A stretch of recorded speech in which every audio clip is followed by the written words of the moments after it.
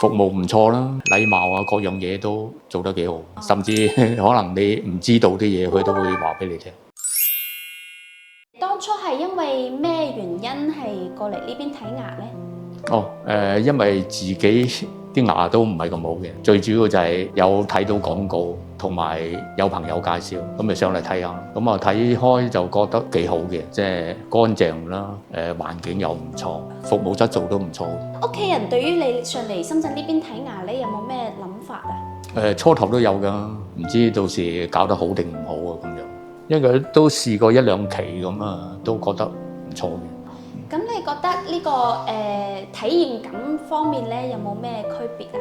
做種牙啦，咁啊香港就比較麻煩啲，可能你做一隻牙喺內地可能係一兩個鐘頭搞掂，喺香港可能要做一兩次，預約多一兩次，最主要又即係收費都相當廉價啦，係。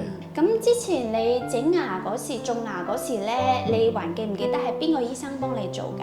徐院長。咁你覺得成個諮詢環節啦，同埋個種牙環節？幾好嘅，我覺得佢服務唔錯啦，禮貌啊，各樣嘢都做得幾好，甚至可能你唔知道啲嘢，佢都會話俾你聽。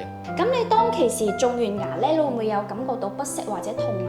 種完嗰刻咧係有啲唔舒服嘅，即係第二日咧都正常翻。